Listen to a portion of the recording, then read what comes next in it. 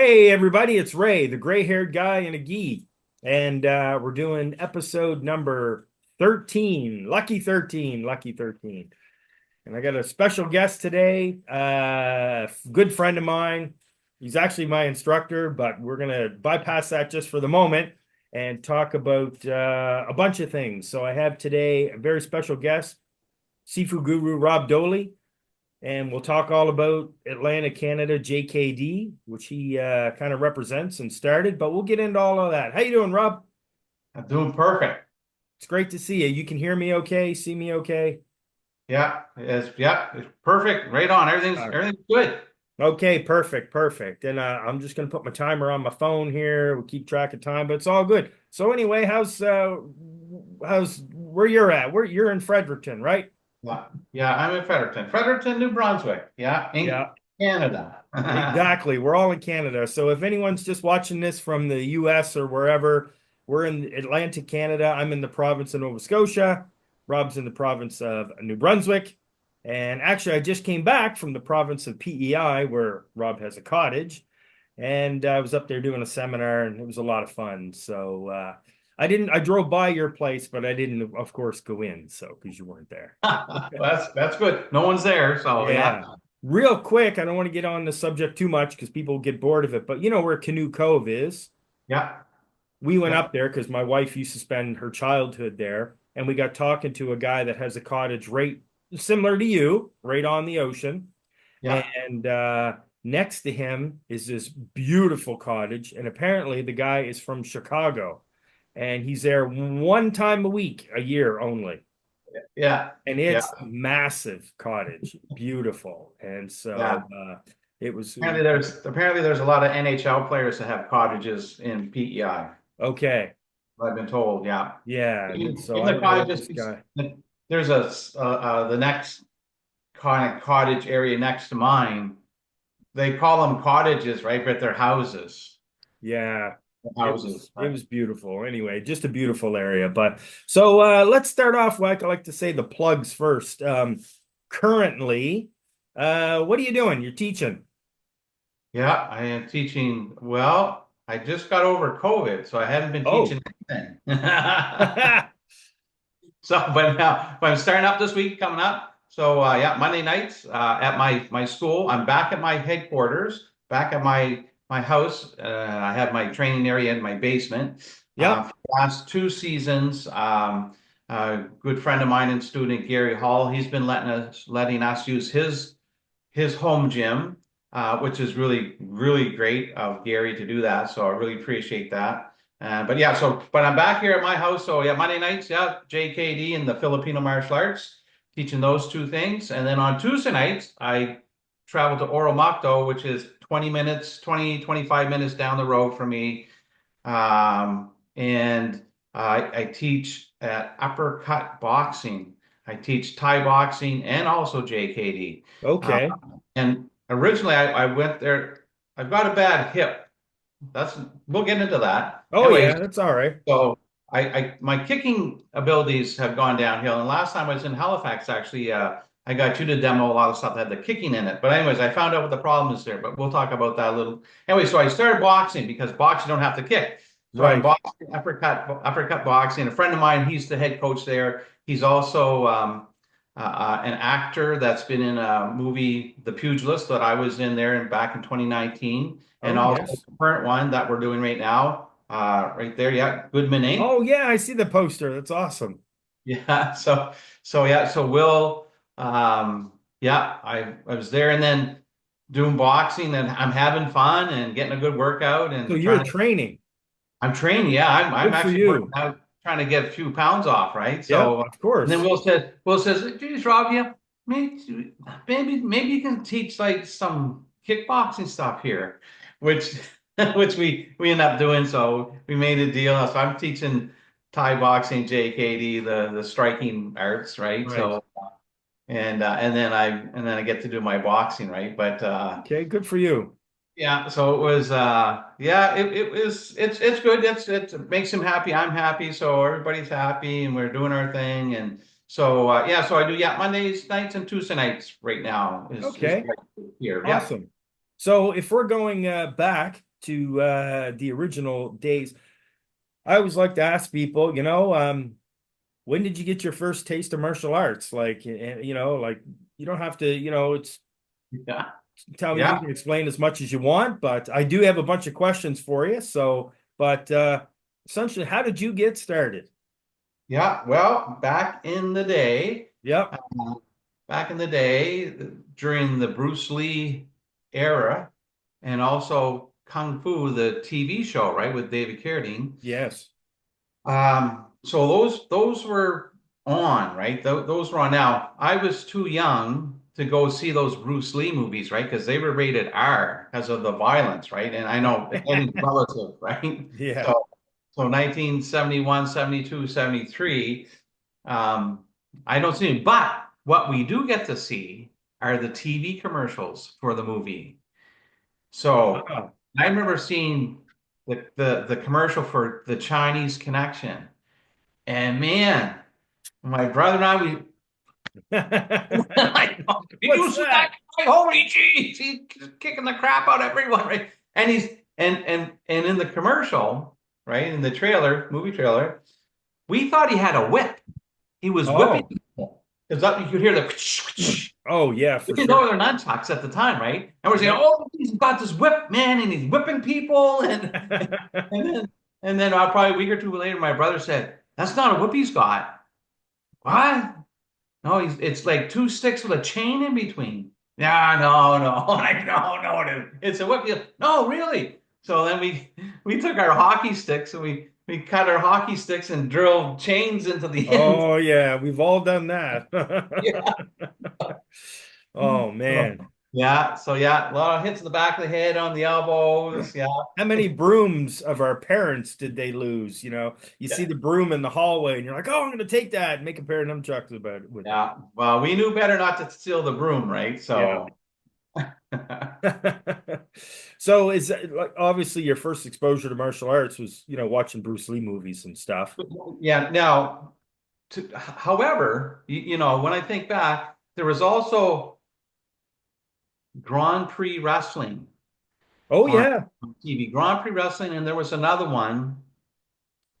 Well, I I can't. remember that because we had that here in Nova Scotia. Yeah, yeah, right on. Yeah. So it was local guys. Yeah, and there was another one. I can't remember. But anyway, regardless, it was the local wrestling guys, and you could go see them too because they traveled every week, right? They would travel and or whatever every month. I can't remember now, but they would go, and so I used to go see the wrestling things, and once in a while there would be somebody in there wrestling that would use his feet, and they would actually say, "Oh, this guy's a savate expert," whatever that meant, right? Like, oh, I Right. don't know what that Okay. is.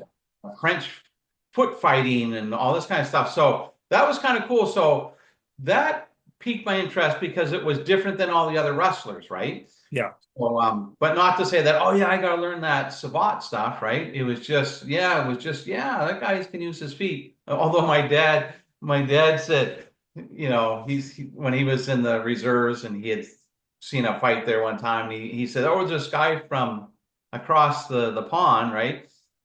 He was a dirty fighter. And I said, why is that? Because he used his feet. He was kicking people.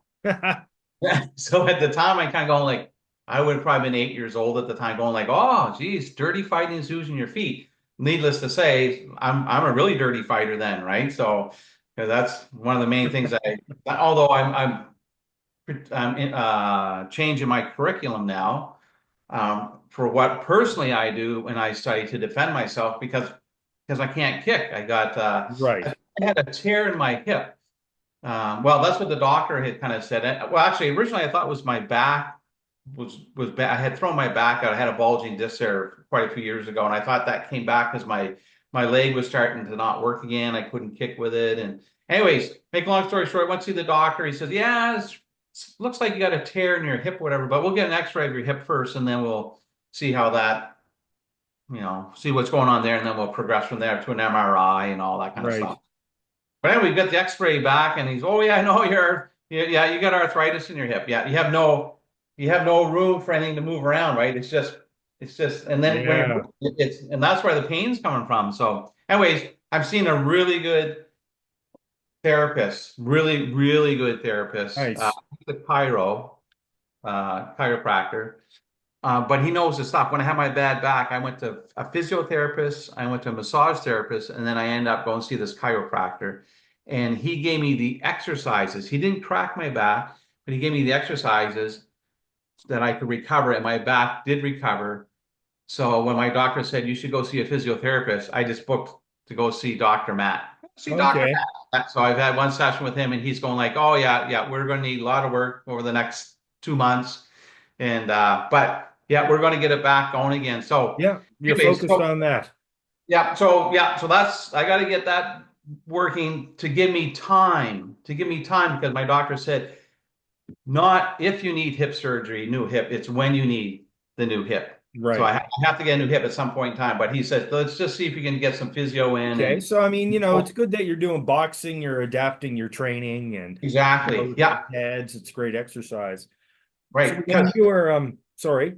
Because remember and I've said this many, many times at seminars, Ray, but what's right at one time in your life may not be right at another time. Yes. See? So Yeah, so true. back in probably 1982, right? Oh, look at that. Right? So Wow. that's valid in 1982. It's no longer valid for me. That's me though. That was me. Yeah. And Well, same you as can't do that no more, but you probably don't even have that car anymore. oh no, I got that car. Ah, yeah, I know. I drove it. Or I drove in it. That's amazing. Now, I don't want to get off topic because we're trying to keep martial arts, but just really fast. What type of car is it? That's a 76 MGB. Yep, Wow. And you little still British have it. Sportsman. Yeah, Looks yeah. amazing. Bought that in 1980. Yeah, Okay. Yeah. And I've personally seen it. It's beautiful. You had to repaint it. It looks amazing. yeah, Yeah. So no, you're so right though, Rob. Things you could do when you were younger, it's hard to do, you may not be able to do it, but you can do other things. When I was yeah. younger, I didn't grapple very much. I was loved kicking, but I can't kick really anymore. A little bit. I still can do low kicks and medium range, like mid-level kicks, but I can't kick high at all. But now I feel I'm better at grappling. So, Yeah, and this is kind of what I yeah. do. So when And you were well, yeah, and just to kind of close that off a little bit, um, uh, yeah, you asked your question, right? Because yeah, it went right in and then went Oh, I right. apologize, but we were talking about when you're younger, things you can do then that maybe you can't do now. What's valid at one time? Yeah, yeah, Yeah. yeah, yeah. There was, yeah. I'll blurt it out. It'll come Okay. back. It It'll, it it'll come will. back. Sorry about that. Oh So no, when you were younger growing up in New Brunswick, was martial arts popular? Was there a lot around? no. It was your standard. There was karate Yeah. and there was judo. Okay. That's what we knew of. That was in the public eye. So I Right. would have been in grade seven, and yeah, those were the two popular martial arts out there. Although we did know about kung fu because of the TV show Kung Right. Fu. Um, but later I would learn that that was taught in secret in the St. John, New Brunswick area. Oh, interesting. Yeah, it wasn't as public as karate and judo. So Right. so my brother did judo. He started training in judo, and then when karate became available, I went down there. And my brother went with me, and he went for maybe 3 or 4 classes. He said, "No, I'm going to stick to judo. I'm not going to do karate." And I said, "Oh, well, that's good because if you did karate and you did judo, you'd know kung fu." That's what we thought. Yeah. Yeah. That's interesting because we same as in Halifax here, judo, obviously we had boxing, we had Olympic wrestling, karate, Yeah. but there was some kung fu, I'm sure, back then, because even when I started back in the like late 70s, there was one particular kung fu instructor, but he mostly focused on Tai Chi, but he was like a kung fu guy. I'm not sure of his Okay. style, but he definitely was a kung fu guy. But Yeah. so you got involved with say judo first or karate first or It was karate. It was Shootaroo karate, and Yep. there was a blue belt that came from Hampton, another little community outside of St. John. He would travel to Quispamsis 3 times a week. Well, sorry, he didn't travel. He taught. The school was in Hampton. He lived in Quispamsis, and he used to teach us. So Right. he used to teach us at Tuesday nights, Thursday nights, and Saturday mornings. So I did that for a year, and then in June, something had happened, and we didn't get tested for our yellow belt. And then years later, and I mean decades later, Ray, I bump into this person. Actually, it was in Prince Edward Island. I was doing a seminar on the shores. I was holding one of my seminars this summer, right? So, Yep. and this fella came to me, and one of Roy's friends, a common friend Ray and I have. Roy's runs the Shotokan school in Charlottetown. Yep. Really good guy. Good Roy's a fella. really good guy. Anyway, so his friend, he said, "Oh, Rob, yeah," and he starts naming all the stuff. I'm going, "Yeah, yeah." He goes, "And where did you start taking karate?" "Well, yeah, at Ross A High School." I said, "Yeah, yeah, me too." And we probably saw each other. And he says, "Yeah, it kind of sucked that we didn't get graded, right? Because the guy wasn't allowed to teach us." Oh, what? I didn't know that. I didn't know Oh, that. maybe he just trained somewhere else and decided to start teaching and had no Well, association or certification. I don't know. I think it goes a way deeper than that because it Okay. was very common knowledge. There's like 50 to 75 kids training Tuesday nights, Thursday nights, not quite as many on Saturday mornings, right? That's a But there was lot. a bunch That's of us. Yeah, 50 to 75.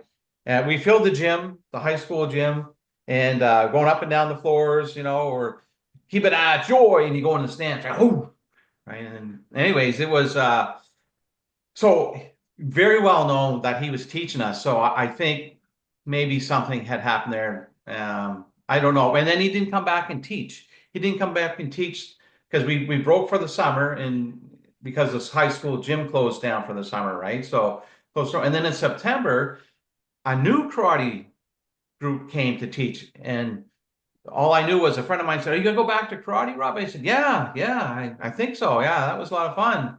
He said, "Yeah, it's not the same guy though." I said, "Oh." I still didn't know about all this problem that was going on, right? So right. anyway, so they're different guys and they're different style of karate. So whatever belt you have, you can't keep it. Yeah, we all have to start at white belt. I said, "Well, I'm a white belt anyway, right?" So Yeah. There you go. yeah. So there was one guy came, Dick came, and the other guy was Gene, and they were really good, really skilled karate kas. And they taught Shotokan karate. Right. And eventually Dick stopped coming out and Gene kind of just took over. And so yeah, I got up to my fourth Q, which is a purple belt. Yeah.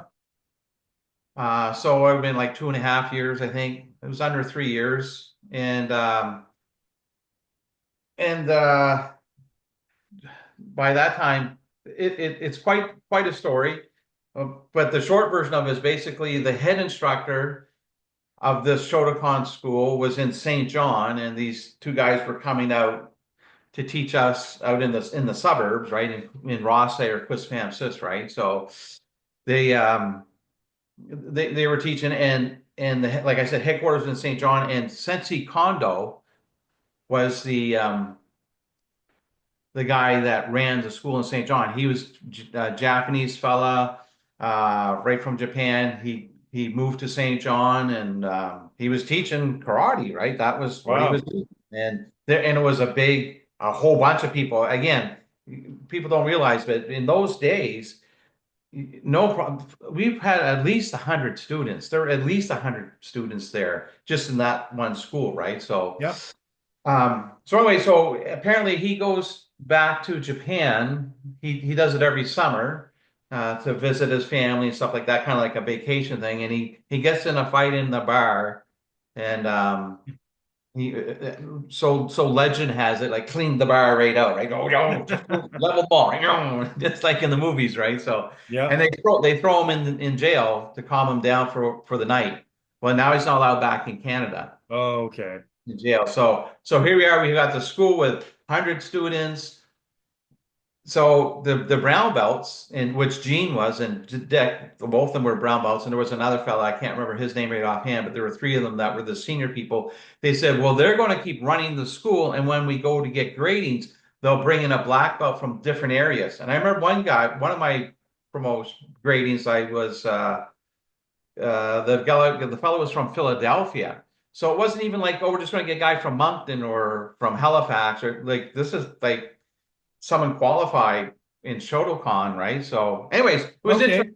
Okay. That's what they did, and then eventually they did get their black belts, right? So, Perfect. So you just kept training. So so that's yeah, awesome. so well, up until so Dick got his black belt, and then Gene went to get his black belt, and went to Montreal. It was like a camp thing, and unfortunately, so we found out the instructor wanted to make an example out of this group and said that it's too easy. Things are getting too easy now.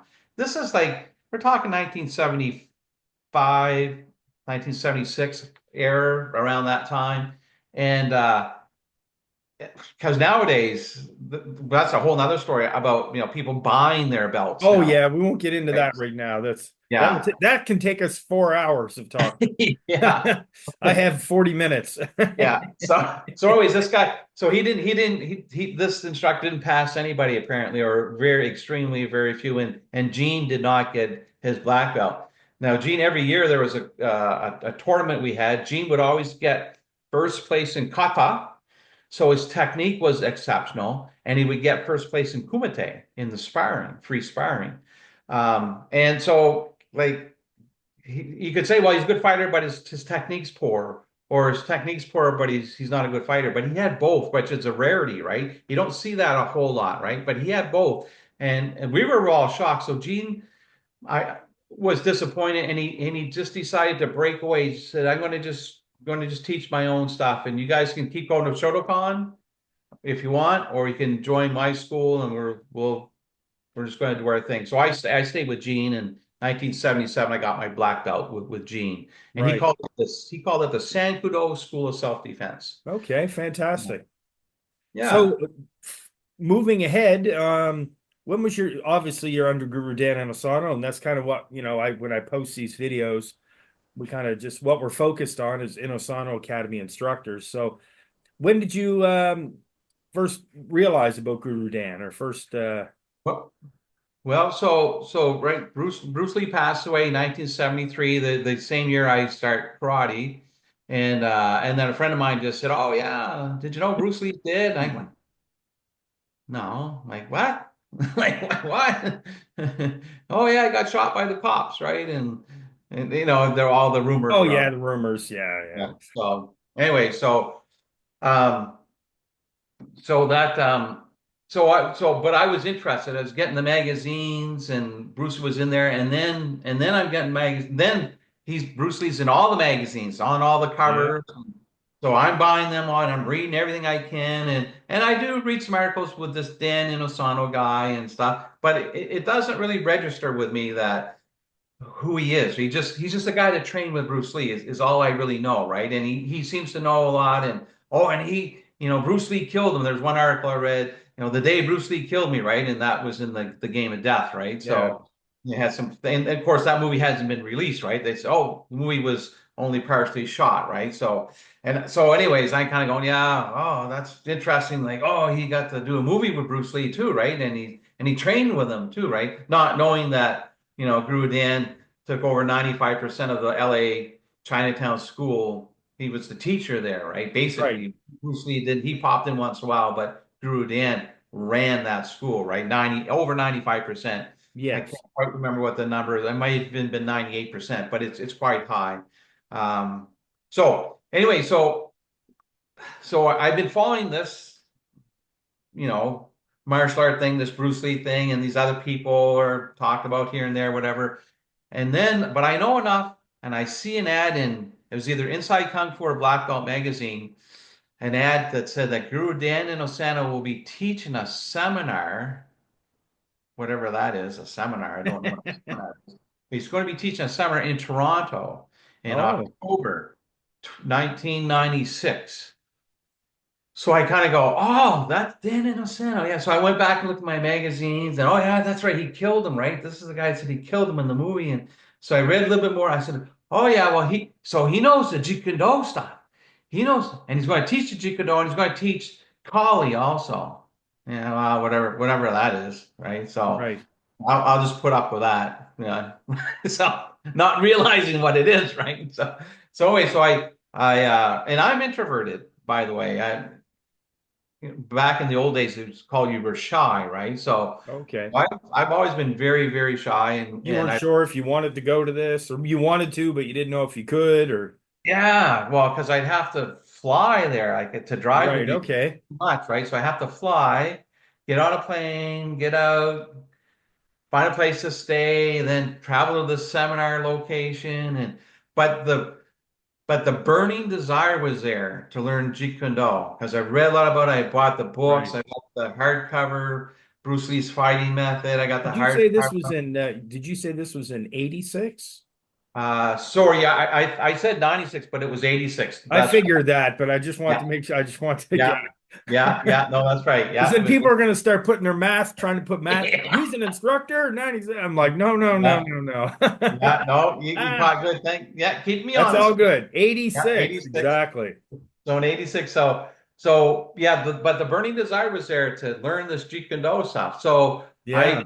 I just, you know what, a friend of mine that I graduated with out of university, he studied kinesiology and he got a job with the Toronto Argonauts, I believe it was, helping the football team with their injuries and strength training and all that kind of stuff, right? So Yep. he was living in the Toronto area. So, anyways, this was before email and Oh, Zoom yeah, for calls sure. and stuff, right? So anyway, I somehow I tracked it. I don't know how I got his phone number, but I got his phone number and I called him on the phone and said, "Hey," and Steve Kaiser's the fellow's name. He was a big fan of Bruce Lee, also big fan of Bruce Lee because he was going like, "Oh," he said, "Rob, I realized that Bruce Lee was 5'7", weighed 130 pounds. Guess what I am, Rob? I'm 5'7", 130 pounds. I just laid there awake all night. Oh my God, I can't believe it. I'm just like Bruce Lee, right?" Yeah. So as I told Steve, I said, this Dan Sandler guy is coming to Toronto and he trained right with Bruce Lee and stuff. So he had something going on that weekend, but he said, come on up, you can stay in my place. I'm outside of Toronto. I'm in Orange County, Oakville. Nah, I That think it was doesn't matter. anyways, Toronto. outside, right? So he said, come on in and we'll tell you how to get to the thing and all that. So anyways, I go there and they said, oh, change of plan there, Rob. Yeah, I get there Friday afternoon, right? He says, yeah, we're all going to go out Friday night. We're going to go see, I can't remember what band it was, but it was a little bit of younger band than what I was used to.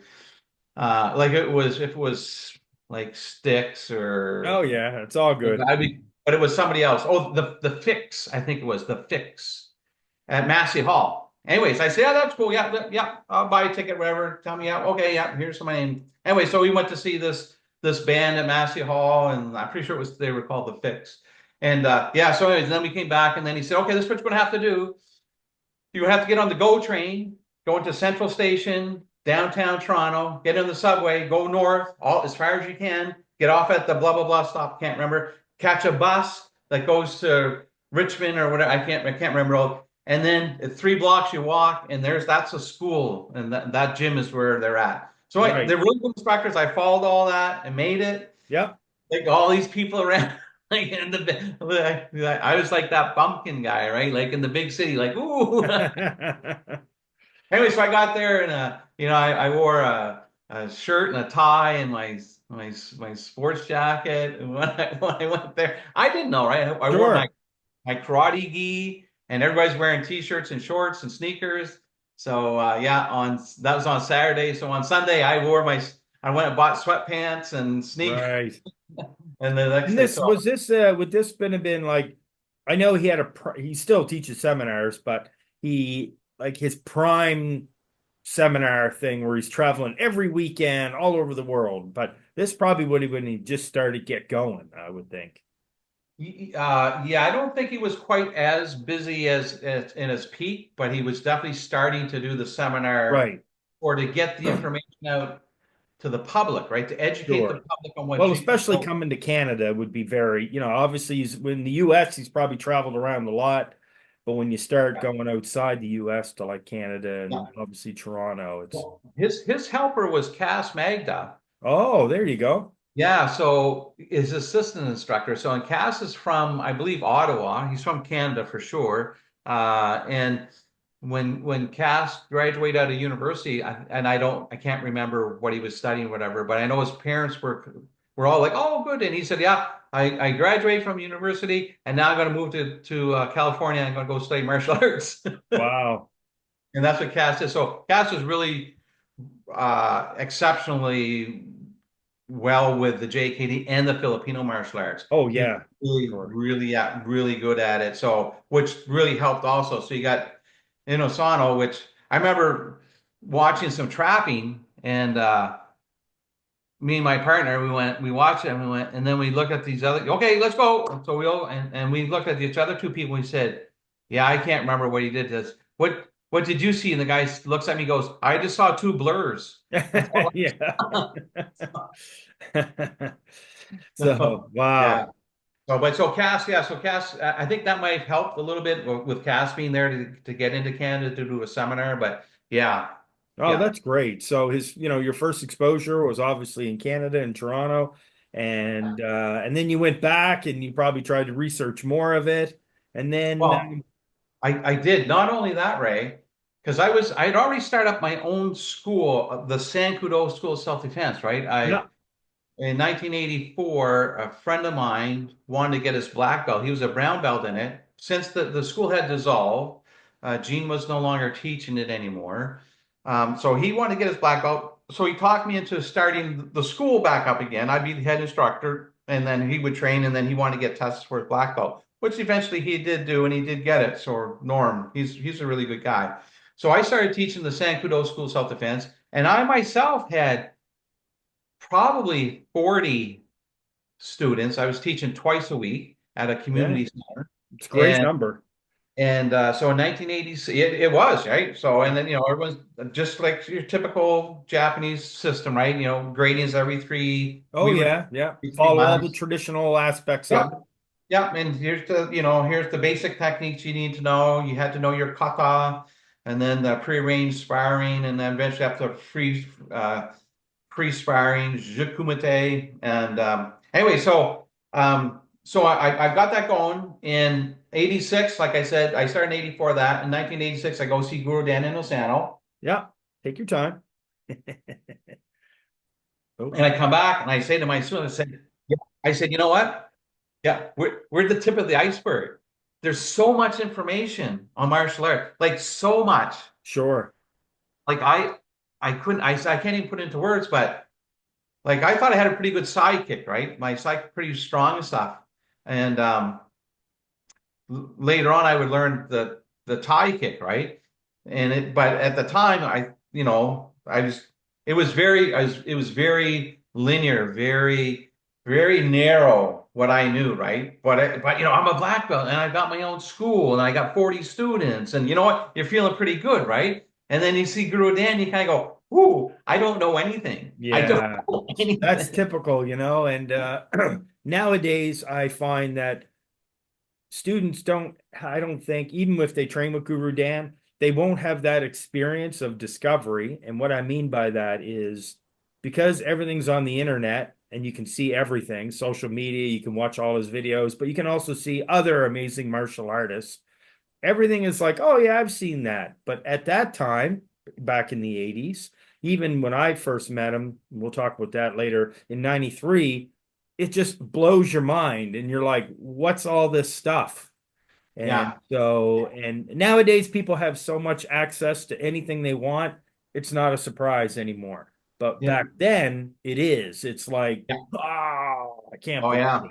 Yeah, Yeah, yeah. Well, you weren't allowed to train outside your system. that's right. You weren't even Yeah. allowed. I wasn't even allowed to train in two different karate styles, although I did. And I let both schools know I was doing that. They were not impressed with me by that would have been in 1979. I did that for a while. Right. I had my karate gi. I got my mom to sew Velcro strips right where the crotch goes. I put the Shotokan one on, and go another class. Put the Shiduru one on. Ah, Right? there you go.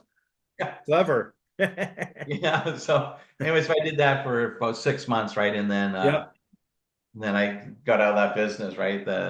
Just said, Right. yeah. Anyways, thanks. So, That's so good. so the Guru Dan thing, um, yeah, just such an eye opener that I said to my students, I said, yeah, I want to start to incorporate what I'm learning, but I don't even know how to do that.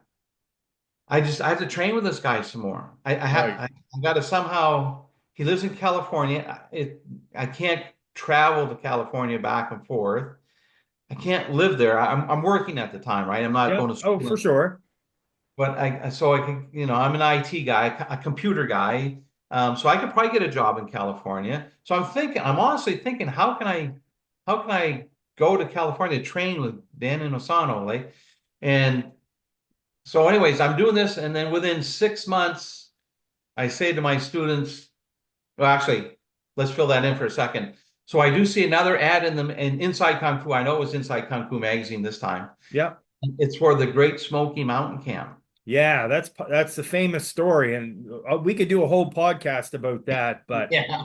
But that But was real quick, I know you attended that, so I mean that was in that's '87. So September in October '86, I go to my first Guru Dan seminar, yeah. and then I see this camp that has Guru Dan in it in North Carolina in the Great Smoky Mountains, and these other people. Yeah, wow, whoever they are, I don't care because it's Guru Dan. I want to go train with Guru Dan, and I'll just put up with these other people, right? Like Yeah, not realizing like it's the cream of the crop, right? But I of didn't know that course. time, No, you right? didn't know that at the time. Yeah. So I go there and I train and I just floored again. Like I just don't think that's where I first learned how to do my tie kick from the late Terry Gibson. Really nice person. He passed away of brain Yeah. cancer. But Terry taught me like Arjan Chai, my Thai instructor. He was saying, "Oh yeah, we're going to teach, and the new people go over there. Oh, and Terry, you take this person, that person, that person, and you work on their kick with them and stuff." So Terry taught me the finer points of the Thai kick, right? So, but it's just train with Graciela Castellanos. She's world champion boxing Yeah. and kickboxing, world champion, pro champion, and Larry Hartzell and Tim Tackett, two JKD guys. Drew Dan's there doing Collie and Wow. C-Lot, which I didn't know what C I did Collie, I did JKD and Collie, and I really liked the Collie, but now I was doing the C-Lot stuff too, right? Whatever that. And so just fascinated, like, oh man, this is so cool, right? And anyways, yeah, we could go on and on about the Oh great, yeah, for sure. So you but just obviously that's a huge. I mean, for a young person to be in martial arts and obviously going to train with Guru Dan, but meeting all these people who maybe you didn't know at the time who they really were, and yeah. then now really realize how like how amazing I, martial artists they are. yeah, I met a few Canadians there at the Smoky Mountain Camp, which was good. You kind of gravitate that, and somehow you get to, oh, I'm from Toronto, right? So I met this one guy, Steve, and he ran his kickboxing school um, in Toronto. And I remember him saying to me in 1987, he said, "Rob, this camp is very elite. The people that are instructing here are world class. They're top notch people. Like Yeah, you and have them all in one spot at one time and being able to go from one instructor to the next instructor. You won't. This is very uncommon, and we're really living the good life at the moment. Oh, you think? Like, you yeah. think? Well, I mean, no one. I mean, no one knows the future, and even at that time, no one would know the future of everyone's direction they went, the training they went. So at that Yeah, time, they were living their best. They were there. They were in the moment training. So I mean, it's yeah.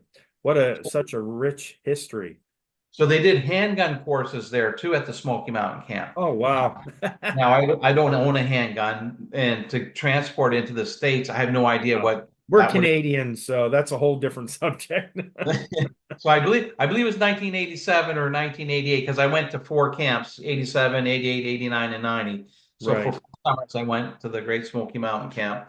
Um, and it was either 87 or 88. And Bert Poe who's passed away also, extremely knowledgeable in disabling people, Yep. right? Like he would say, oh, he taught dirty fighting. And I remember him, he would come up and he would grab your lat. He would just come up and he would just pinch it. And oh, oh boy, that hurts, doesn't it? Yes. Yeah, yeah, yeah. And it wasn't squeezing the muscle, it was just pinching the skin, right? Like, so he knew all the dirty tricks, right?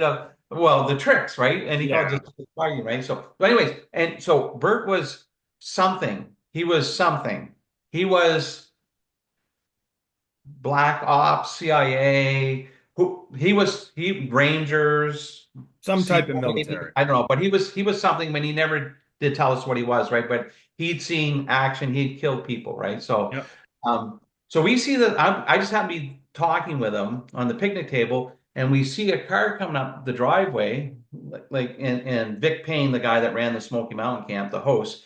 He had a big hay field and he had an airplane where he landed, like his big property, right? So the driveway is really long, and this black car with all black windows, they're driving up. And we kind of look at that, and Bert's looking at it and stops at the top. Two guys get out, black suits, black tie, black Wow. glasses. Oh yeah, yeah, yeah. Bert goes, yeah, CIA. Yeah, they're wondering what we're doing because we're teaching Ah, martial arts and we're doing handgun stuff. So right. that's tipping them off. So that's exactly that. Are you serious, Bert? He goes, oh yeah, they want to know what's going on. So Sure. they're I think you're trying to create some sort of faction group, as they say, or, rebellion or yeah. whatever. Yeah. But Yeah. anyway, so it was, and they were there half an hour or something, and then they left, right? So Yeah. no big deal. We weren't told anything, but we didn't have to be told, right? So No, for sure. That's quite amazing. That's you just so okay. So you followed Guru Dan and you eventually, you continued to train JKD and eventually you worked your way up to becoming like you're a part of his instructors association. yes. Now, just if I can just interrupt you for a Oh, second, please do. there's a few things that you've said, and just to blend it in. Please. So because we're right at that part of history where 1986, like I said, like I said, 1996, but it's 1986. Yep. 86. I go to my first one in Toronto. Like I said, I'm looking around, and I catch wind of Guru Dan's going to be in Newfoundland. Oh, yes, I wanted to talk to you about that. I'm glad you brought Yeah. it up. So I can't believe it. He's going to St. John's, Newfoundland. Which is Wow. really weird for anyone that doesn't know our geographic region. Yeah, yeah, right. So anyway, so I track it down, and a fellow by the name of John Maidment, who's Oh become yeah, good a friend of guy. mine now, right? Love that guy. And you've had John on, you've interviewed John too. I saw that. It was a really good interview. Yeah. I really enjoyed it. So anyways, I contact John. He goes, "Oh, sorry, Rob, that was last year." Oh, I said, "But I did have him up." Oh man, I can't believe it. I missed it. And he goes, "Yeah." But so John says, "But I do seminars, like John oh, does." okay. Oh, and you train with Guru Dan, right? Yeah, oh yeah, yeah, yeah, yeah. I got the curriculum, and we can go through. So I had John to St. John probably three times. I think three times he came down and over the years, right? Over 2 or 3 year period of time. Yeah. Maybe four times. I think three times. So and yeah, gave us really good material. Really appreciate what John did for us. Really helped me. I got the videotape the sessions with him, so I've still got them down there. I haven't transferred those to DVD yet, I don't think. And I know DVD is behind times now too, right? Sure. So, but it'll go to on the file, right, on the computer, right? I just burn it on in case something happened to my hard drive, right? I got it physically on a DVD, right? I got a Right. Blu-ray burner too, but I don't have a Blu-ray screen on my Okay. computers, right? So I kind of went, well, whatever that means, right? But anyways, so make long story short, John had, and as you know, you did some research there, and you interviewed with John. John is the first person in Atlantic Canada to train under Guru Dan. Yes. Yeah. Yeah, so he So was doing amazing. that. Yeah, so I now John shortly after, it would have been in 1987, I believe, because that's when I was contacting John. He moved to Toronto. John moved Right. to at that time. So, but he did have a school back there. Dennis White runs that school. So there Yeah. is a pocket in St. John's, Newfoundland that was before my time, before 1986, that were getting the Guru Dan information and teach and learning it and practicing it. So Interesting. yeah, Yeah. No, that's it. I mean, Atlantic Canada, there's such a it to realize that JKD kind of, started in Newfoundland and then obviously in New Brunswick, and we have a bit of it in Nova Scotia. Now it's in PEI as well with Roger and when you're yeah. over there. But yeah, I mean, it's such amazing history for Atlantic Canada. Now, just because I mean, I could keep talking about so many different things, but I want to be really careful of our time here. I got so many questions, so we'll get back to this on another session. But flash forward, you're part of the Enosono Instructors Association, and obviously you've hosted Guru Dan. That's how I first originally met him when you hosted him in '93. You've hosted him once, twice, I think. That's why, yeah, 93, 96. Right, 93 and 96. Yeah, I don't know what happened. I didn't hear about 96 or I would have went, but 93. Yeah, I don't know. Yeah, because I had because one of the reasons why you fill out that little sheet is to get everyone's snail mail address, right? So, Yeah. and I would have sent mail out to people, but maybe I couldn't. Oh, it doesn't matter. I mean, like I said, that's way back then. I don't even know if I had a computer back then. So, Yeah, but now, really quick, I mean, you took the plunge to host Guru Dan. I'm sure that's quite at that time period, quite a big endeavor. You have to bring him in, and you have to, house yeah, him, and you have to try to get people. We all know how tough yeah, it is to host seminars and actually get people to show up. yeah, yeah. It Yeah. was the very first one. I had been told that Guru Dan likes to teach places where he's never been. So I went, oh, I'll be able to you'll be able to do that. Paula, by that time in '87, Paula was Guru Dan's assistant at the Smoky Mountain Camp. Cass was Cass was his assistant instructor in '86, and then by '87, Paula's the instructor, and then eventually they get married, right? So Yep. you know, um, so.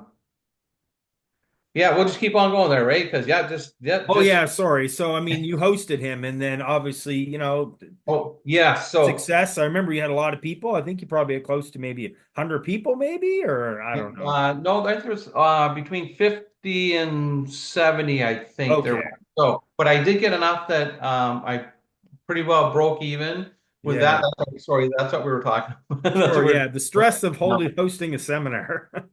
yeah. So Paula had come up um, uh, to do that in '93, the first one. Yeah, because he had his Paula was there children with. with him at the time too. So, Yes, that's right. so Yeah. that's it's a lot of people. So yeah, but you don't you just take the calculated risk, right? You just say Yep. yeah, well, and so I talked to a lot of my martial art friends about it. I think I did put an ad in Inside Kung Fu. You could do that at the time, saying like they would say who's doing the seminars, whatever. So I did that in advance. So that did get out before the seminar. So yeah, I did have a group from Maine that came up. Right. There was another group, but they canceled. They even paid for their stuff, and then they canceled it. And they wanted a refund. And at the time, like being Canadians like we are, I said, "Well, sure, I can refund you." But then there's the exchange, right? Which I didn't realize that Oh, not the right. same, right? So I lost money on some of that, Yeah.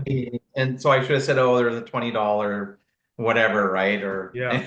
so. But anyway, but that's how we are, though. That's how we Oh, are. yeah. It's a learning process too. It's probably, was that your first seminar you ever held? Yeah. Well, Yeah. yeah, So, yeah. Period. Yeah. so First. yeah, Yeah. as we all know, when we host seminars, it's if you're new at it, it's a huge risk, Yeah. So now I tell people like they ask me, "Hey Ray, I want to host a seminar. What should I do?" I say, make sure you have your own students first that are going to pay for everything, Yeah. then go outside and ask for people. Yeah. Yeah. So yeah, I mean that was an eye opener. I mean, I remember when I went with a couple students, and again, the same I think experience maybe not everyone gets, but the majority of us get is when you're mind is open to so much knowledge, so much martial arts, and you just want to absorb everything that he offers. Yeah. And he Yeah. offers a lot. We know that. I mean, it's the material is just incredible, the amount. And so it just makes you want to learn more, train with him or train with his instructors or his students. And it's just wonderful. It's just Yeah. absolutely amazing. Yeah. No, And very true. yeah, Very true. And just like you say, Ray, and the people have never trained with Guru Dan, they won't understand what we're talking about. You yeah, have to experience it. We can try to describe it, have to experience it. right. There's no other way. There's no other way of doing it, right? Yeah. And I remember Seafood Dwight Woods saying that he said something really good. I might get this messed up, but he said, depending on what year you train with Guru Dan, like if you train with him in the 80s, you got the 80s Guru Dan, like, and the 90s or the 2000s. And obviously, he's still teaching now in 2024, soon 2025. He probably has different material. Maybe he's not as fast, but who cares? And so each year that you've trained with them, including yourself and going to the Enosano Academy, you must experience different eras of Guru Dan. Yeah, oh, definitely. Yep, yep, Yeah. big time.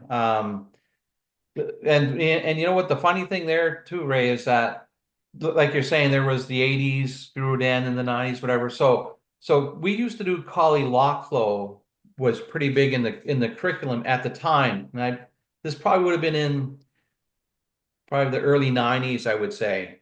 So I'm at a Philip Jelinez is brings Guru Dan up every year, right? And since COVID, Yes. we Yeah. don't know what's going to happen, right? But anyways, so anyway, it'd be great if Philip could keep bringing them back up again. I don't know what has to happen, but I'll be anyways, talking to him soon too, I hope. okay, perfect. So make long story short, so these I'm doing what's his name there? I'm doing Biden here. I started Oh, talking. that's okay. Uh-oh, don't say that too loud. This is my train of thought You were there. talking about the Kale lock flow. Polyloco, yeah. So Yeah. Polyloco, we're at Philip John. It would have been probably 2018, maybe even 2019, the year just before COVID hit us. And Guru Dan hasn't taught Polyloco in a seminar in like a long time, right? We, Right. we did it, covered it. And what does Guru Dan do? At that seminar, he starts to teach Kali Lockflow. Right. I remember Bob Carver coming over to me. Bob Carver, right? He's one of the instructors in Ottawa, right? Yeah. Bob's retired now, right? But Bob's a really good guy. I don't think Bob's really retired. I think he's technical advisor with some stuff. But anyways, he comes over to me, big smile on his face. Holy jeez, Rob! When's the last time you saw this? I said, oh, it would have been like 20 years ago, Bobby. This is great, right? So we were all happy because it was something that we had Yeah. seen, and now we go, oh yeah, we. It isn't like this mind-boggling, like more information that we've never seen before. It's actually, Right. oh, no, we saw this before, right? So Which yeah, makes you think, is does Guru Dan, I mean, I know he'll teach what people prefer, like if they just want to learn Muay Thai or JKD or Jim Fon, but if he has kind of a freedom, hey, just teach Filipino arts. Wonder if he just decides at the top of his head, I'm doing this today. I mean, or if he has kind of a plan, but you know, yeah, because from what there was one year I pretty sure I got to train three times. It was either 93 or 96, and it was when I had brought him to St. John, and then when John had brought him to Toronto, and I think then when Bob had him in Ottawa. So I got to train with three times in one year, and they were all very similar. They yeah, weren't exact, but it was the material was very similar. So I think Gudin focuses on something. But the JKD philosophy and principles that we use is that, you know, you always you continue to research, right? You always keep yes, looking, just like because we change, right? Like I said, like I can't kick anymore, so I'm migrating to boxing now, right? I'm going to hone in on boxing and look understand boxing more because that's what I need to work on now. Because I no sense me learning how to kick. I'm not going to go to a Taekwondo school or a Savate school because I can't kick right now. And maybe right, with the exercises that my hip will get better, and when I get a new hip replacement, then yeah, I'll be back in business again. But between then and now, I've got to adjust. I have to adjust my training. That's what JKDs is all about, right? Absolutely. It's not just, oh, I'm going to box this in and this is what it is. It's going to be this five-pointed star, right? That's JKD. Can't be 4 points. It's always going to be 5 points, right? And it's just that's not the way it is, right? It's you're always continuing to learn and to adapt and learn new things and see what suits you. And you're always changing. So your JKD will always change. It Right. will, and there are like, physically there are things that you won't be able to do. And then there are some things physically that you will be able to do now, right? Because it's not always just one way, right? So and it just baffles me on people thinking that it is an exact set of things, which we call John Fan Kung Fu, what Bruce Lee did. So yeah, those were those things. But the principle of JKD is that yeah, you research and find what works for you, and what works for you is what works for you today, and you got to continue to research because things are going to continue to change, and Yes. your environment changes, right? If I'm living in Fredericton, New Brunswick, man, this is a safe city, Okay. relative. It's probably one of the safest cities in Atlantic Canada, I would say. Wow. Very, very safe. And there are like there's some trouble. Oh Don't yeah. Everyone has some sort we've of had issues, but yeah, we've had police officers like been shot, killed, and stuff too, right? So yeah. police officers, right? So, but anyways, but it's a really safe city. But now, if I move to Toronto, Yeah. it's different. Or if no offense, Ray, but even if I move to Halifax, Yeah. it's a different environment. It's something Absolutely. different. Like in Fredericton, I can go out, I can leave my roof down in my car, my MGB. I can go and I can park that, leave my roof down. Like I won't have dollar bills hanging over. I put No, it but away, you're lock it okay. up. But yeah, and I can leave it at nighttime and come back in at 1 o'clock in the morning and jump in if I'm out like I don't go to bars, but we'll just that's an easy example, right? Sure. And I don't have to worry about vandalism. It can happen, sure it can. It can, right? Yeah. I don't, but I wouldn't do that in Halifax. I No, of definitely course wouldn't do it in not. Yeah. Toronto. Wouldn't do it in No. Montreal, right? Yeah. Yeah. So Yeah. it changed. So your environment will dictate what you need to learn, what you don't need to know too, right? So Sure, absolutely. Definitely. And that's the beauty of it. And I mean, not to go off topic too much, but I think that's a huge misconception of people who are not familiar. They only know the term Jeet Kune Do. And they think, oh, if I do Taekwondo, Judo, and Brazilian Jiu-Jitsu, I'm doing Jeet Kune Do because I yeah, can just add whatever. But they don't understand, like, Jun Fan Gung Fu has a core set curriculum, set techniques of that you focus on. And like you said, JKD is the philosophy where you're kind of expanding your own ideas and researching and stuff. And so when you get people to come to your school, do they come specifically to learn maybe just Filipino arts, or they just want to learn Jun Fan Kung Fu, or they like yeah, Bruce Lee, or yeah. I I do have that. I used to teach twice a week, right? I used to teach four arts, JKD or John Fan Kung Fu, and the Filipino martial arts, and then a mix of grappling, yeah, like a really heavy mix of grappling and ground fighting, which Mark McFan, who is an old name, but Mark McFan was it still is. I haven't. I've lost touch of what Mark's doing now, right? But he put out a really good video series. Kind of hung out with the Terry Gibson crew. If I, anyways, like Southeast United States area. But Mark was phenomenal. Like his VHS tapes were just incredible, and he called it ground fighting, right, grappling and ground fighting. So I like to always put the word ground fighting in there because it's really I think it describes it really well. But yeah, anyways, yeah. So it's yeah. Sorry, I went off on a tangent there. Where that's but Mark okay. Mann is a fantastic guy, right? He just like Wade, like he would be like at the time, like how what Eric Paulson is like. Not that that's a very true comparison, but Eric Paulson is just head and shoulders when it comes to grappling, Oh right? yeah, just And Eric, he's got the other amazing. stuff too, right? He's got the striking stuff too. He just kind of known as a grappling guy, but he can strike and he can use the stick, right? He's Oh good at yeah, everything. Yeah. yeah, Yeah, but Mark McFan would have been like the Eric Paulson back in the day, and again, it would have been in the early '90s. Right. Late 80s, early 90s, just phenomenal. I just like, oh man, I got to get those Okay. VHS tapes, right? So So when I mean, obviously you were teaching quite a few nights a week and stuff, and then after COVID and life changes and all that stuff, now you're just teaching, like you said, once in a while during the week. But when yeah. people come train with you, they're like, hey, they train what you're happen to be teaching. Yeah, most of them are. I do have one fella. He loves the Filipino martial arts. Okay, Loves the Philip. that's I good. can't stress enough. So that's his focus, and you know what? And there's nothing wrong with that. So that's what he does. Sometimes he'll stay for the JKD class, but his it makes his night when we do the Filipino martial arts, and I teach that the first hour, right? So he just loves it, right? So yeah, so I do have one person that yeah, he's pretty well just a FMA guy, and he really likes C-Lot too. So, and for a while, my grappling classes were pretty minimal, and so I just focused on C-lots. So, Right, so Les is the guy's name. Les is really he's quite knowledgeable in the C-lot system now because I taught him a lot of C-lot, like a lot of C-lot, where most people didn't get that training. So right. much so that I actually in my because I don't give out belts, right? But I do have certificates. So I did give him a certificate in the introduction to C-Lot because he's put in enough time. That I went, you know Oh, what? And that's I awesome, though. I don't give out Fantastic. that. Yeah, I don't give out that certificate. I Yeah, did it for less, right? good. So That's good.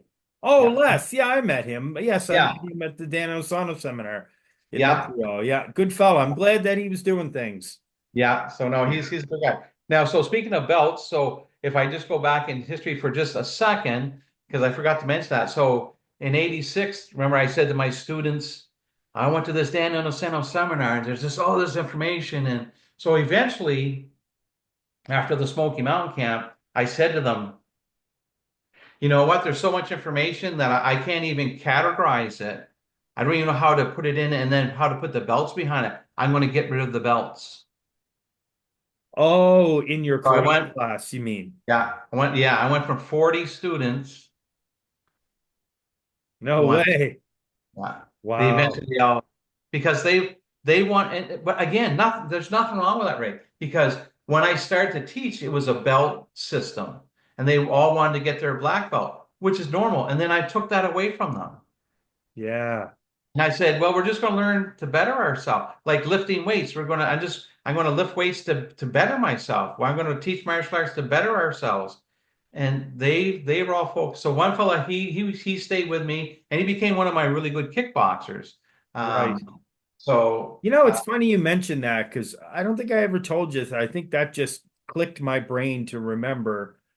I can't even remember who it was. It would have been in the early 90s, like obviously before 93. So even 1990 or 91 or whatever. And I was talking to some person and he was talking about doing martial arts in New Brunswick.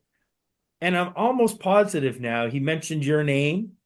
Oh, my karate instructor, Rob Doley, but he gave up karate. He started doing JKD and he didn't. So, and I'm man, that just clicked in my head. I'm almost sure I remember that story. And yeah, he's like, yeah, he does. He just gave it up. He's a JKD guy now. yeah, I'm like, oh, yeah, that's interesting. yeah, But of course, I understand why. So, yeah. It's so yeah, but and you have yeah, to follow your own path, right? I mean, you were learning back then, and I think it goes back to even Guru Dan when he's teaching seminars. He might teach things that he enjoys practicing and learning. And as we know, through teaching, you're learning more. You're learning, right? yes. When you teach, you learn. Yeah, Yeah, for sure. that's So it's exactly. like, Yep. The other thing Guru Dan taught us also is that he said he looks around and looks at the instructors, right? He said, "This is more for the instructors, but when the instructors are teaching, they teach what they do well.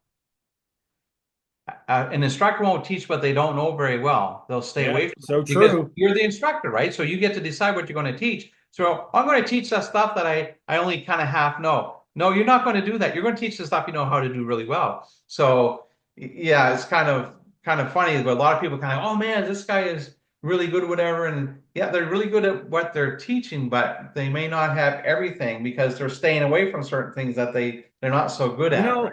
it's funny you mentioned that because, like you, I've been to so many seminars with so many different people over the years. And obviously, I'm not at that level of, I teach seminars too, but not anything near what they do. But yeah, they teach their best stuff Yeah, or the yeah, stuff they're yeah. good at. So I think, if you go to like say a Brazilian Jiu-Jitsu seminar, you'd be like, "Hey, don't teach grappling. Let's just do all throwing." I mean, no offense, I know they do throws and takedowns too, but they'll be like, "Hold it now. It's not my favorite move." Yeah, yeah, And I'm not just picking on Brazilian Jiu-Jitsu, it can be anything, right? So, yeah, yeah. any art. And but that's actually that's really good. That's really good. So okay, we've been at this an hour and we'll keep going for a little bit longer. Okay, Again, there's so many things so many different avenues we could go, but I'm just going to run through because obviously you've been promoting JKD, the Filipino arts, Muay Thai, and all that stuff throughout Atlantic Canada, and you're traveling quite a bit here to Halifax, and PEI where you have a cottage. You've been to Newfoundland. I was in Newfoundland with you once too. I remember it was a yeah, great time. And so now you've had a number of students eventually come up and maybe they just decided to, hey, they're going to not go their own way, but they're going to continue the path and continue their own learning. I know there's a bunch of guys that you've trained that eventually became instructors as well, yeah, yeah, like, yeah, under Guru Dan and stuff. yeah. No, very true. Yeah, yeah. I've had two people that became instructors under Guru Dan, and one person that is an instructor under Arjun Chai. Okay. Yeah. Yeah. Yeah, That's awesome. I and mean, that's, that's as far as we've ever got. Because I had a pretty good following in St. John, although near the end, just before I moved to Fredericton, probably about a year before, things took a turn. Kickboxing was big, right? At the time, this was MMA. What came out in '93? MMA. yeah, well, yeah, I will say 96, like for real MMA, Okay. 96 to early 2000s. But Yeah, so yeah, the kickbox stuff started to die down a bit, and that was one of the things that people liked at my school. They did some of the other stuff, but anyways, eventually I shut down my commercial school that was downtown St. John. It was on King Street. That's right in the middle of the city, right? So everybody, whether you were on the west side or the east side or north or south, it didn't matter, right? Because I was right downtown. So, because sometimes you open a school on the west side, the east yeah. side people won't come over. Oh no, that's the west side. Oh, I know Dartmouth and Halifax have the same problem, but it's like, oh, I don't go over there because that's the other place, right? That I don't. okay. Yeah. So, Nowadays, it's people just don't want to travel too far. oh, Oh, okay. it takes me half an hour to get to your school. Oh, wow. I don't think I want to. It's like, yeah, I find students today, again, I'm not saying anything negative about students. There's so many great ones. But I think back in the day when we were younger, we'd travel an hour to train an hour and then drive an hour back Oh yeah, twice a yeah. week. I had a at my school, my commercial school in St. John, the one I used to talk about, had to shut down. But a fella that lived in Maine caught wind of that I was teaching JKD. He called me just to make sure I was the real deal. Just like kind of when you and Roger wanted to bring me to Halifax, Roger was saying, "Oh, is that guy?"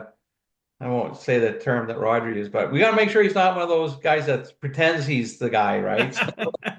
Anyway, so this fellow he called me and he traveled on Thursdays from Maine. Like it was like 2 hours Wow. a day, him and his wife. Yeah. So they had to cross the border, drive to St. John, train, and then drive back at the end of Wow. we closed at 9:30, like 9 o'clock was our last class ended, but then you would sit around and talk, and about 9:30 you were out the door, right? So it was and so yeah, so anyways, I that's who first taught me Brazilian Jiu-Jitsu. Okay. John Ball is his name. It took me a second to recall it, but John Ball, really good guy. He was a JKD guy in Texas, and then he moved to Maine from work thing, and then he started training with me. And anyway, so I find out about this. So I say to John, I said, Hey, every second Thursday or once a month on Thursday. I can't remember what the frequency was, but John, can you teach us some of this grappling stuff? Because when we would spar, we would have different levels, and people would say, "What kind of spar do you want to do?" We would have the gloves on. So whereas one we would go like everything. It's like all in, right? It was it was MMA at the time, right? But MMA wasn't around, but we'd say it's Right. everything. And what we would do, what we would do when we do our kickboxing stuff, we got our foot pads on and our boxing gloves and headgear on. But if we went to the ground, you're doing this to shake the boxing gloves off so you can to do grappling stuff, Right. right? Yeah. And John was just annihilating us.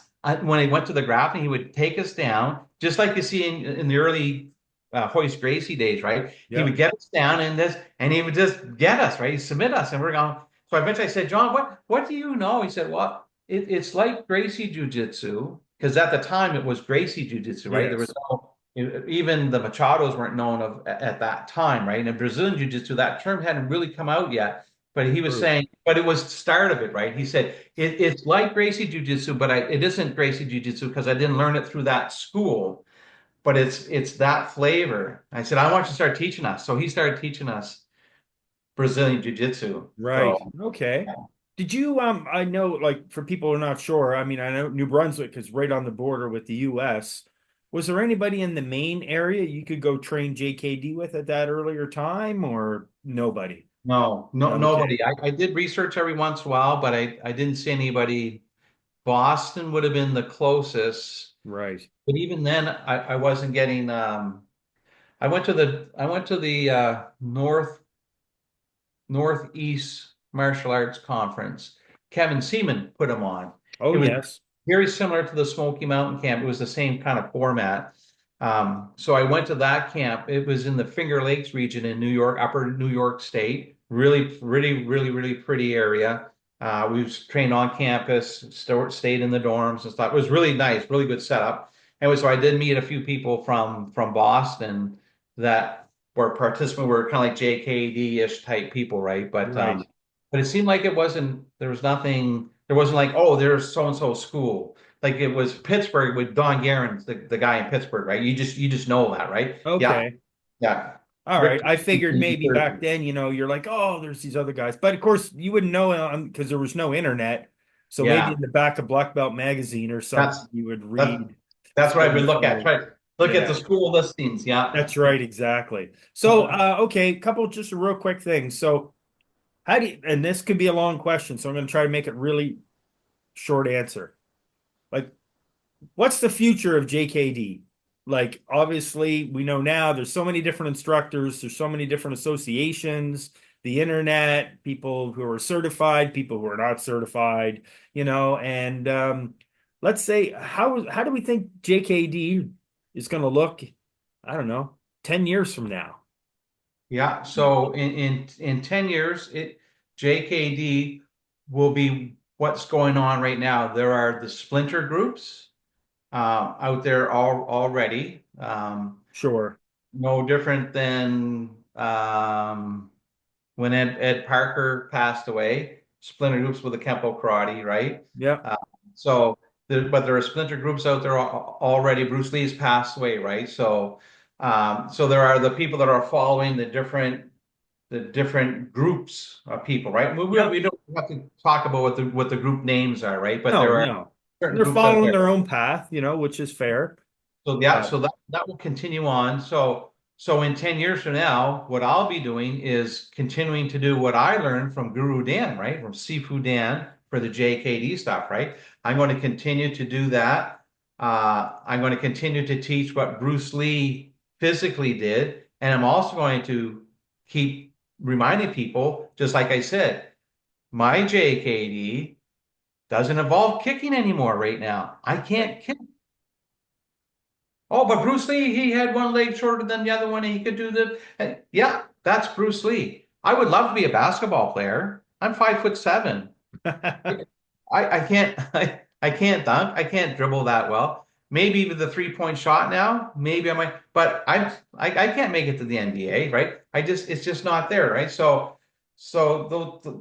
JKD, right? You got to look at what your attributes are, and it's there. All this stuff is there, and I've been reading a few books lately. I can't remember what the latest one is. and it's so disappointing. It's a really nice book. It's a hardcover book. It's a first edition, and I think they print them now, right? Because it said printed in China, July 2024, whatever. But anyways, and the information is wrong.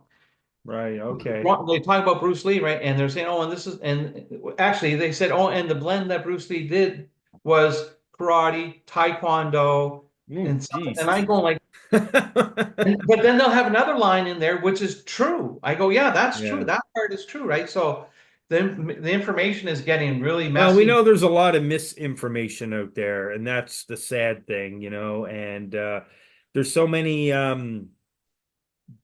sadly, there's so many different like Facebook, social media, there's so many groups, and some of them Yeah, are just way out there with their ideas, and some are really good, right? So yeah, yeah. it's I would believe it takes the person hopefully finding a legitimate certified instructor with a good lineage, whether it's Guru Dan or Ted Wong or Jerry Poteet or somebody that, but you can trace the lineage back because as we all know it, a lot of it goes back to Guru Dan and obviously Bruce Yeah. Lee and Taki Kimura and all the legends and just Well, not that's a make up big their own. That's the big thing right there, Ray. Just like you said, because we do have that we're living in the age of technology. That's what they say now, right? We're in the age of technology.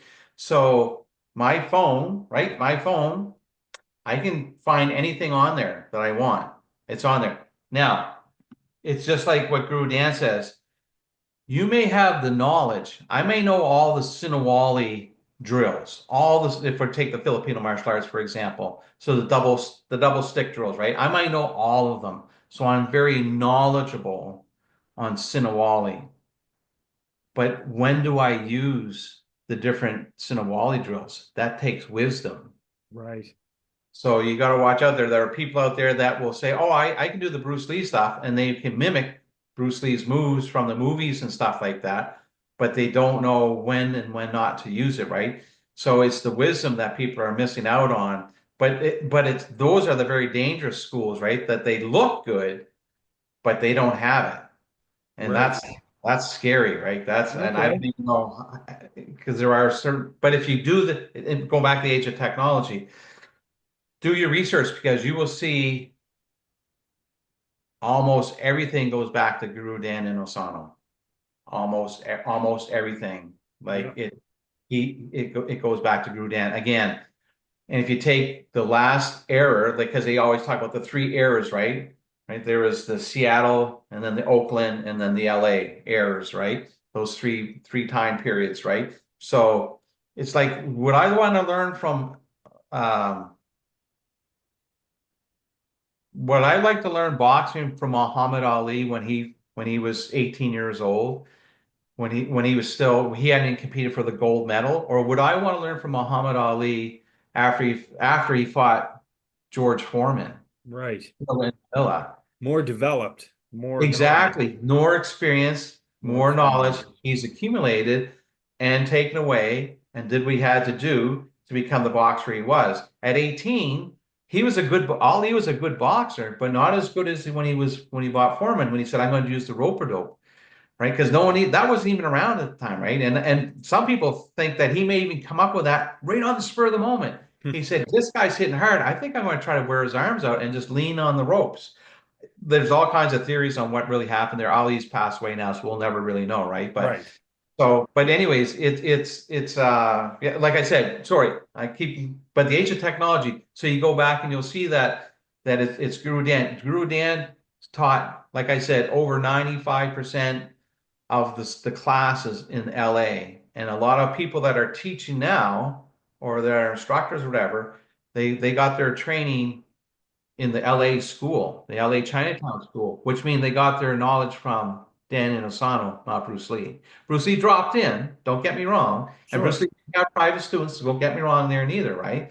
But so it just takes research, just takes, and it That's doesn't take a right. lot, guys. Come Because I on mean, now. his timeline, training, making movies, traveling, is just, yeah, I mean, Yeah. wasn't around as much. Yes, exactly. Yeah. So yeah, so in the end, we just encourage people to seek out good instructors that are going to give you good knowledge and have a good Yeah. lineage. And put some time in there. Take a week and research. Really research the person out. If someone says that, oh, and sometimes if they say they have the lineage and they don't even have the lineage with the person that they say they have it with.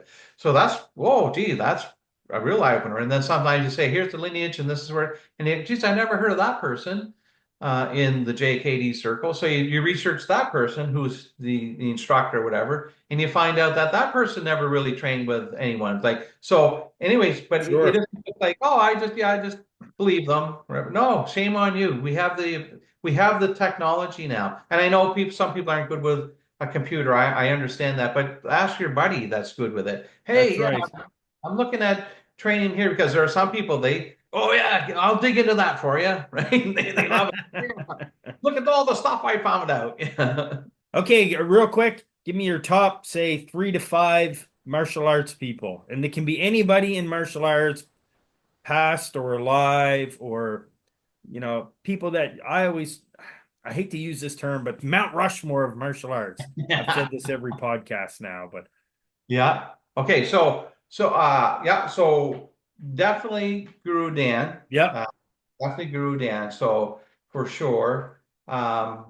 Definitely Surachai Saraswati, right? Arjun Chai, my Thai boxing instructor. yeah. Because that suits me, right? I'm more of a Thai boxer than Sure, a and that's the whole thing because I mean that's another podcast because yeah. Because talking I'm about not Muay Thai, kickboxing in Atlanta, Canada, kickboxing in New Brunswick, the fighters that you train, the MMA guys that you train. yeah. We're Yeah. gonna talk again about that because yeah, 'Cause I have I'm three not a, things I have to talk to you about. I want to talk about the history of kickboxing in New Brunswick, strictly yeah. kickboxing. I want to talk about the history of Bruce Lee development of grappling for my BJJ crew. So we'll have to meet again. Okay, sorry. Continue with your So Mount Rushmore. so yeah, that's right. So another person, and these aren't really in order, although No, no order. Just go. It doesn't matter. yeah, another person is this my karate instructor that did the San Kudo School of Self-Defense, Gene Sullivan. Even though he's not known, he's not That's famous, okay. he's in the circle, but he taught us like when we sparred, Ray, like even though it was no equipment, right? Couldn't punch the face, which as soon as they put the boxing gloves on, it changed. When you can punch someone in the face, things change because it's Yes, such it an is. eye opener. Back when I was kickboxing, the people, oh yeah, I'm a black belt. I said, do you ever box before? No. I said, well, we'll go easy then. Oh no, I'm okay. I said, no, you don't know Yeah. what it's like to get punched in the face, right? And it's all so. But Gene taught us. He taught us how to fight. Yep. Taught us how to fight. He had experience as well. All I'm going to say, he had quite a bit of experience. And like when we sparred, if someone fell on the ground, we kicked them. Yep. We kicked the person on the ground, and we made them get like we just oh come on, stand back up. I'll let you stand up. No, Gene said kick him. Like don't let him up. No, no. No one's going to do that. So Anyone else? he gave us really good stuff. Let's see. I have 2 more quick questions anyway. So Okay, yeah, there's three. Those were three. So yeah. those are important. What about martial art movies? I really like the I like the John Wick ones. I like the stuff that uh oh you're gonna have to help me, Ray. There's a fella that he's a really good guy. He Thai was at boxer? Not no Bong or no Tony Jaa.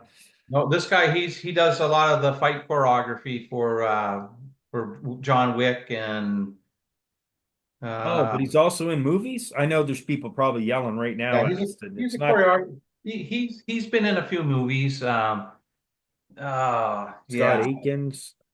No, no. You guys have mentioned his name. I've watched some of your podcasts. I think John Mayman might have mentioned his name too. But uh, anyways, he's a really good fight choreographer. Okay. But He's obviously been, you enjoyed all the Bruce Lee movies like all of us and you yeah. know, Well, see, Enter the Dragon, and it is still to me is one that set the bar. But yep, the Chinese Connection that has more fighting, more action, as they Bruce Lee's got action, right? But right. fighting. has more fighting in it, right? So, Yes. so I really do like the Chinese Connection, and I know that he did Return of the Dragon, and he did everything, right? Directed it, produced it, Yeah. starred it, all kind of stuff, and choreographed it, and all. And it was good too, right? But I do like Enter the Dragon, and I do like the Chinese Connection, and then Return of the Dragon would probably be the third. Cool. The Big Boss, yeah, it was his break-in one, right? So yeah, Yeah. I mean it's good too. Don't get me wrong, because at the time, again, the generation now they don't realize it, but there's nothing like that when Bruce Lee hit the screen, like no one had seen anything like that before. And what Bruce Lee used to watch, he used to watch a lot of the blind swordsman movies. I don't know if you do Oh, that. okay. And Torzero if you watch Muffini. some I of pronounced that totally wrong, but yeah, and the if you blind watch swordsman. Yeah. if you watch some of Bruce Lee's fights again, you can see how he's kind of going as if he's just kick like when he does the 4 or 5 kicks in a row, right? And then if you watch the Blind Swordsman's movie, that's what this guy's doing too. The people are coming and he's cutting them down before he gets to them. It's Yeah. almost exactly the same. So he took that concept and put it to without the sword. And anyways, it's really good. So I've Awesome. watched a lot of those blind sword, and I can't remember, just like you said, the pronunciation. I'd even do worse pronouncing it right, but That's all right. So that's it. So you just continue teaching, and for those that are not from Canada, you're preparing for the Canadian New Brunswick winter. yeah, Yeah. yeah. Well, yeah, not really, not yet, but No, that's still right. got We've had October. we've had amazing weather, so Yeah. November. I'll put the furniture away, the deck furniture away in November, and right, I will be shutting the cottage down though in this month. So yeah, right. Yeah. Okay, what'll happen is I'll just stop recording. We can chat for a few more minutes, but yeah, there's so many more things we want to talk to you about. But anyway, I just appreciate your time. And again, guys, if I mentioned it before, Guru Rob's my instructor for JKD and Filipino arts, and we didn't even get into that, but it's been an absolute honor and privilege to have him help all of us, myself, Roger, Scott, everyone who's been trying to learn JKD under him. And if it wasn't for him, we wouldn't have nobody. And of course, Rob pushing us to go to Guru Dance seminars and travel to the Inosano Academy and all that stuff. That's all credit to, what you've accomplished in martial arts. So, yeah, yeah. that's Okay, awesome. Okay, Rob, I'll chat with you soon. okay, perfect. Okay.